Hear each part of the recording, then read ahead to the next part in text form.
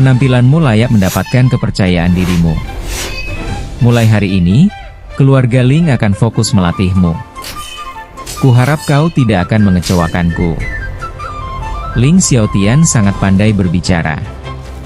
Terlepas dari apakah dia bermaksud demikian atau tidak, kata-kata itu membuat Ling Xiao merasa sangat nyaman. Jika bukan karena pemimpin klan, Ling Xiao tidak akan memenuhi syarat untuk berkompetisi hari ini. Ling Xiao tentu akan mengingat kebaikan pemimpin klan.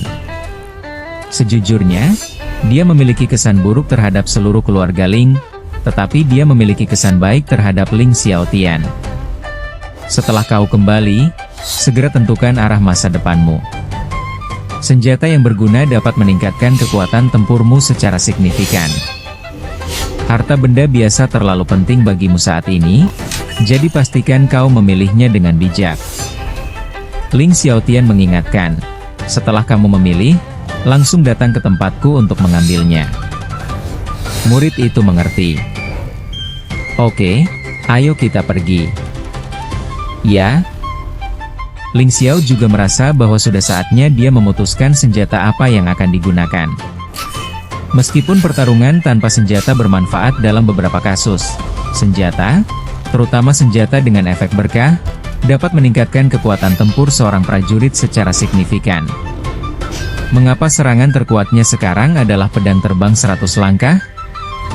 Bukan karena seberapa kuat seni bela diri ini. Kuncinya adalah pedang King Feng memiliki efek bonus khusus dan merupakan harta karun biasa. Ling Xiao, selamat. Setelah menerima penghargaan itu, Ling Xiao tidak berniat untuk tinggal di sini lagi. Dia tidak menyukai suasana yang berantakan. Namun, setelah melangkah 2 langkah, Ling Yihang datang menghampiri. Meskipun dia pernah mengalahkan Ling Yihang sebelumnya, tidak ada permusuhan antara dia dan Ling Yihang. Sebaliknya, dia sangat mengagumi karakter orang tersebut. Anda juga tampil sangat baik. Hehe, kalian berdua sebaiknya berhenti saling memuji. Kali ini, salah satu dari kalian mendapat juara pertama dan yang lainnya juara keempat. Ini benar-benar membuat aula elit kita dan para murid kelas bawah bangga. Di tengah tawa, wajah cantik Ling Yisue pun muncul. Mungkin karena hasil yang bagus, wajah serius Ling Yisue juga sedikit tersenyum. Kamu juga tidak buruk, kakak senior. Ling Xiao tersenyum dan berkata, peringkat ke-6 di aula jenius, prestasi ini mungkin tidak diharapkan oleh banyak orang. Bagaimana mungkin aku bisa bersaing denganmu? Aku benar-benar tidak menyangka kau bisa mengalahkan Ling Feifan. Ini memang sebuah kecelakaan. Meskipun Ling Yisue sangat optimis tentang Ling Xiao, dia tetap sangat terkejut bahwa Ling Xiao bisa mengalahkan Ling Feifan. Sebenarnya, aku juga beruntung. Aku dikejar orang lain dan mengalami kejadian aneh secara tak terduga. Aku baru saja meningkatkan ranahku ke tahap akhir tingkat ke-5 seni bela diri, dan juga berlatih teknik tubuh emas 9 putaran, hingga tahap ke-6. Ling Xiao menggelengkan kepalanya dan berkata, ngomong-ngomong, apakah aku masih harus berterima kasih kepada orang yang membayar pembunuhanku? Siapa yang ingin membunuhmu? Ling Yihang berkata dengan terkejut. Ling Shisan. Ling Yisue mengerutkan kening dan berkata, selain dia, aku tidak bisa memikirkan orang lain. Ling Xiao tersenyum dan berkata, kakak senior Yisue memang sangat pintar. Dia memang Ling Shisan. Lalu apa yang akan kau lakukan? Kau sekarang setara dengan seorang tetua, dan kau bisa pergi ke ketua klan untuk melaporkan Ling Shisan. Kata Ling Yihang. Tidak.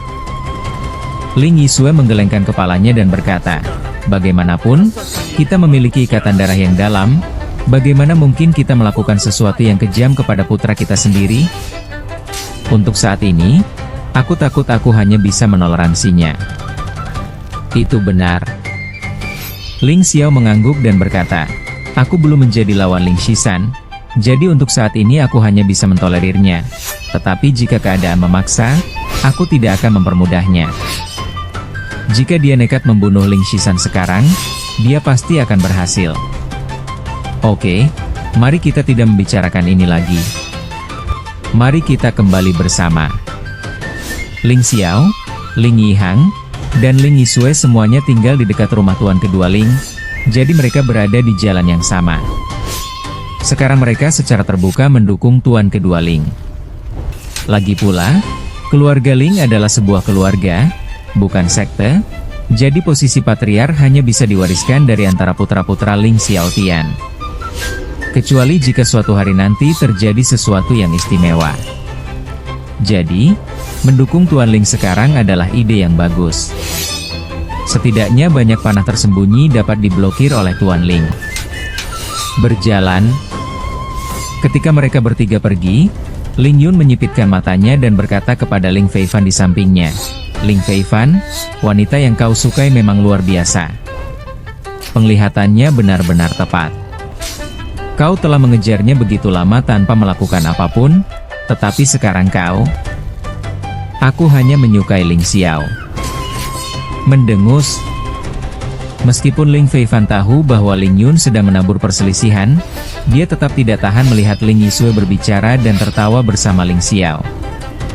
"Dia wanitaku, tak seorang pun bisa merebutnya dariku. Ling Xiao, aku akan membalasmu 2 kali lipat atas rasa malu hari ini." Setelah mengatakan itu, Ling Feifan pergi bersama kakeknya, sesepuh tertinggi keluarga Ling. Hanya ada 3 tetua tertinggi di keluarga Ling. Mereka adalah makhluk terkuat di keluarga Ling selain Ling Xiaotian. Wajar jika Ling Feifan meningkatkan kekuatannya dengan cepat setelah menerima bimbingan mereka. "Cucuku, Ling Xiao hanya berhasil mengalahkanmu karena pertemuan yang tak terduga. Tapi dia benar dalam apa yang dia katakan. Kamu kurang pengalaman. Itu karena kakek terlalu memanjakanmu. Selanjutnya, kamu harus siap untuk pergi dan berlatih. Tempat lain terlalu jauh, jadi berlatihlah di Beihan dan kembali sebulan sekali." "Cucuku patuh." Di sisi lain, cara Ling Yisue dan Ling Xiao berjalan berdampingan membuat banyak anak laki-laki dari keluarga Ling merasa iri.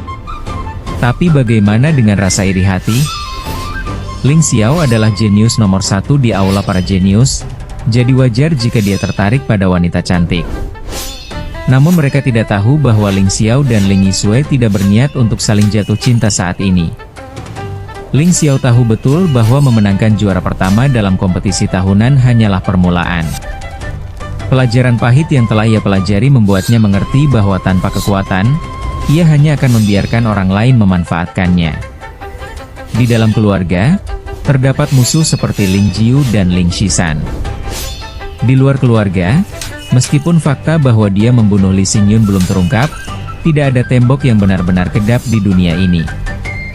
Suatu hari nanti, keluarga Li akan mengetahui hal ini. Ketika saatnya tiba, keluarga Ling mungkin tidak akan mengerahkan seluruh kekuatannya untuk membantunya, jadi dia hanya bisa terus meningkatkan kekuatannya hingga mencapai titik di mana dia tidak takut siapapun yang datang. Adapun Ling Yisue, dia adalah seorang yatim piatu dan belum pernah merasakan apa yang disebut kebahagiaan. Dia hanya ingin terus meningkatkan kekuatannya agar suatu hari nanti dia bisa meninggalkan kota Tianfeng dan kerajaan Han Utara untuk menemukan misteri pengalaman hidupnya. Tentu saja, keduanya memiliki rasa sayang satu sama lain, dan kita harus mengakui hal ini. Setelah pulang ke rumah, kakek Hongqi telah menyiapkan anggur dan makanan dan sedang menunggu. Kali ini Ling Xiao meraih juara pertama di Aula Jenius, yang membuat Hongqi merasa bangga dan bangga. Luo Bo kecil kini resmi bergabung dengan keluarga Ling, menjadi anak keluarga Ling, dan diberi nama Ling Luo. Tentu saja, semua hal ini telah diatur oleh guru Ling, jadi Ling Xiao tidak terlalu khawatir. Namun, jika dia tidak sampai sejauh itu, memenangkan tempat pertama di babak gugur, pertama di final, dan akhirnya menjadi raja di atas semua murid keluarga Ling, kurasa Arya Ling tidak akan membantu seorang pengemis kecil. Di dunia ini, tidak ada cinta tanpa alasan, dan tidak ada kebencian tanpa alasan. Selama dia lebih kuat, keluarganya akan lebih aman. Setelah makan, Ling Xiao kembali ke ruang latihan. Untuk bisa segera berpartisipasi di babak final, dia menghentikan latihannya untuk mencapai puncak seni bela diri tingkat kelima. Sekarang setelah babak final selesai, dia telah mendapatkan 10 pil gangki lagi. Ditambah dengan cairan emas dingin yang ditempatkan di dunia pegunungan dan sungai, inilah saatnya untuk menyerang. Meskipun dia mengalahkan Ling Feifan kali ini, kartu truf sebenarnya belum digunakan. Kehendak seni bela diri, penjelmaan jiwa, pedang terbang 100 langkah, jiwa bela diri gunung dan sungai. Jika seseorang berpikir bahwa dia berusaha sekuat tenaga untuk menimbulkan masalah baginya, maka dia pasti akan memberitahu orang lain apa arti keputusasaan.